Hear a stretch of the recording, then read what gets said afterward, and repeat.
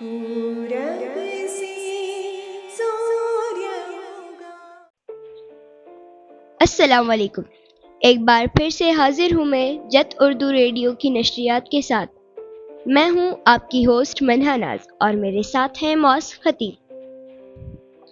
हमें उम्मीद है हमारी पहली नशरियात आप लोगों को बहुत पसंद आई होगी। इस हफ्ते नए मज़ामीन के साथ आपके साथ हाजिर हैं हम। आइए सबसे पहले हम सुनते हैं आज की अच्छी बात। हमारे साथ है इफ्रा पटाइत। अस्सलाम वालेकुम। आज की अच्छी बात, दौलत और अहदे इंसान को आर्जी तौर पर बड़ा करते हैं, लेकिन इंसानियत और अच्छा अखलाक इंसान को हमेशा बुलंद दर्जे पर रखता है। माशाअल्लाह, बहुत खूब बात कही आपने। आज के हमारे नशरियात में मुशाबिरीन की दुनिया में हम मालूमात हासिल करेंगे छत्रपति शिवाजी महाराज के बारे में।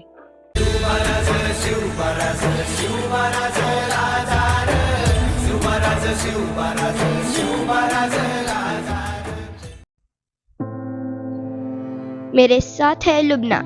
आज हम एक ऐसे अजीम शख्सियत जिनकी शुजात और इंसाफ पसंदी की मिसालें आज भी दी जाती हैं। जी हाँ, हम बात कर रहे हैं छत्रपति शिवाजी महाराज। मैं हूँ लुबना। बिल्कुल ठीक कहा है आपने मन्हा। शिवाजी महाराज 19 फरवरी 1630 को शिवनेरी किले में पैदा हुए। इनकी तरबियत में इनकी वालिदा जीजाबाई का बहुत बड़ा हाथ था, जिन्होंने इन्हें बचपन से ही बहादुरी और सच्चाई का सबक पढ़ाया। आपको पता है, शिवाजी महाराज को फादर ऑफ इंडियन नेवी भी कहा जाता है, क्योंकि उन्होंने समंदरी सरहदों की हिफाजत के लिए सबसे पहले बहरी फौज तैयार करने का सोचा था।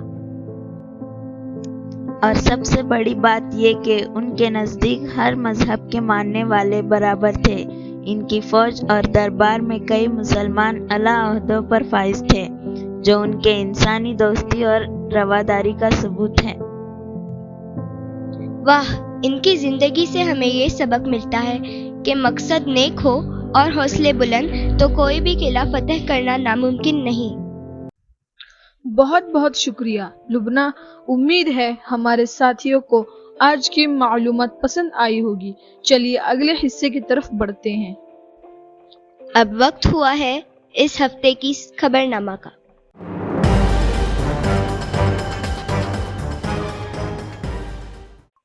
अस्सलाम वालेकुम, मैं हूँ अरीबा कुरैशी। आप सुन रहे हैं जत उर्दू रेडियो का हफ्तावार खबरनामा।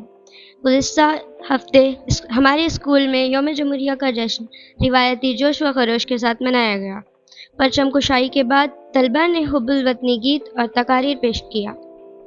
पिछले हफ्ते स्कूल में होने वाले तालीमी मुकाबलों के नताइज का ऐलान कर दिया गया। नुमाया कामयाबी पर तलबा को मेहमानों के हाथों इनामात से नवाजा गया। हमारे स्कूल का पहला रेडियो पॉडकास्ट सोशल मीडिया पर बेहद पसंद किया जा रहा है। असातिज़ा और सरपरस्तों ने तलबा की इस कोशिश को खूब सराहा है। अभी के लिए खबरनामे में इतना ही। इजाज़त दीजिए, अगले हफ्ते फिर से नई खबरों के साथ हाजिर होंगे। चलिए अब वक्त होता है एक कहानी सुनने का। अनोखी है, अनमोल है, सपनों में ले जाएंगी। ढेर सारी कहानियाँ अब नानी हमें सुनाएंगी, क्योंकि ये है नानी की कहानियाँ। आज मैं बच्चों तुमको बंदर और एक कारपेंटर की कहानी सुनाऊंगी। तो सुनो। एक समय की बात है, एक शहर से कुछ ही दूरी पर एक मंदिर का निर्माण किया जा रहा था। मंदिर में लकड़ी का काम बहुत था, इसीलिए लकड़ी काटने वाले बहुत से मजदूर काम पर लगे हुए थे। लकड़ी का जो काम करता है बच्चों, उसे क्या कहा जाता है पता है? यस नानी, कारपेंटर। हाँ, तो आगे सुनो। तो जहाँ काम हो रहा था वहाँ पर यहाँ वहाँ लकड़ी के लट्ठे पड़े हुए थे और लट्ठों को चीरने का काम चल रहा था। सारे मजदूरों को दोपहर का खाना खाने के लिए शहर जाना पड़ता था, इसीलिए दोपहर के समय 1 घंटे तक वहाँ कोई नहीं होता था। एक दिन खाने का टाइम हुआ तो सारे कारपेंटर काम छोड़कर खाना खाने को चले गए और वहां पर एक लट्ठा आधा ही कटा हुआ था और उस आधे कटे हुए लट्ठे में कारपेंटर ने एक कील लगा के रखी थी ताकि जब वो खाना खा के वापस आए तो अपना काम वहीं से शुरू कर दे। जब वहां पर कोई नहीं था तो थोड़ी देर बाद वहां पर कुछ बंदर यानी कि मंकीज आए। उन बंदरों के ग्रुप में से एक बंदर बहुत शरारती था जो बिना मतलब चीजों से छेड़छाड़ करता रहता था। पंगे लेना उसकी आदत थी। बंदरों के सरदार ने सबको वहां पड़ी चीजों से छेड़छाड़ ना करने का आदेश दिया और ये सुनते ही सारे बंदर पेड़ों की ओर चल दिए। पर वो शैतान बंदर सबकी नजर से बचकर पीछे रह गया और इधर उधर पेड़ों पर लकड़ियों पर कूदने फादने लगा। नानी, मंकीज बहुत जंप करते हैं। मैं और मम्मी पापा जब एक मंदिर गए थे तो एक मंदिर ने हमारा प्रसाद छीन लिया और खा लिया। हाँ, बंदर बिल्कुल तुम बच्चों की ही तरह नटखट होते हैं। फिर क्या हुआ नानी? हाँ, तो थोड़ी देर बाद उस नटखट बंदर की नजर उस आधे कटे हुए लट्ठे पर पड़ी। बस वो उस पर चढ़ पड़ा और बीच में जो कारपेंटर ने कील लगाई थी उसको देखने लगा। फिर उसने पास पड़ी आरी को देखा। आरी का मतलब समझते हो बच्चों? नहीं नानी। आरी उस औजार को कहते हैं जिससे लकड़ी को काटा जाता है। तो नटखट बंदर उसे उठाकर लकड़ी पर रगड़ने लगा और उससे जब कर्र कर्र की आवाज निकलने लगी तो उसने गुस्से से आरी पटक दी। उन बंदरों की भाषा में किर किर का अर्थ निखट्टू होता है। वो दोबारा लट्ठे के बीच फंसे कीले को देखने लगा। बंदर खूब जोर लगाकर उसे हिलाने की कोशिश करने लगा। कीला जोर लगने पर हिलने लगा, खिसकने लगा तो बंदर अपनी शक्ति पर खुश हो गया। वो और जोर से खाओ खाओ करता कीला सरकाने लगा। इस सब के बीच बंदर की पूंछ दो पत्तों के बीच आ गई थी जिसका उसे पता ही नहीं चला। उसने एक्साइटेड होकर एक जोरदार झटका मारा और जैसे ही कीला बाहर खींचा लट्ठे के दो भाग फटाक से क्लिप की तरह जुड़ गए और बीच में फंस गई बंदर की पूंछ। बंदर चिल्ला उठा। तभी मजदूर वहां लौटे। उन्होंने देखते ही बंदर को भगाने के लिए जोर लगाया तो उसकी पूंछ टूट गई।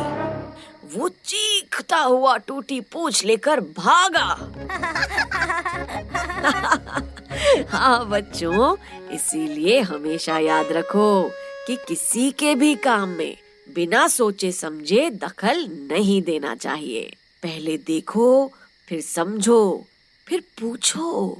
बिना सोचे समझे कुछ मत करो। माशाअल्लाह, बहुत उम्दा कहानी थी। चलिए अब वक्त होता है पिछले हफ्ते के पूछे गए सवाल का सही जवाब देने वाले का नाम। पिछले हफ्ते हमने सवाल पूछा था, वो कौन सा परिंदा है जो उड़ नहीं सकता लेकिन तेज दौड़ सकता है? सही जवाब देने वालों का नाम है मोहम्मदिया पटाइट, आरफा नेजकर और महमूद हमदान। चलिए बढ़ते हैं इस हफ्ते के आखिरी सेगमेंट की तरफ और पढ़ते हैं आप लोगों के मैसेजेस को।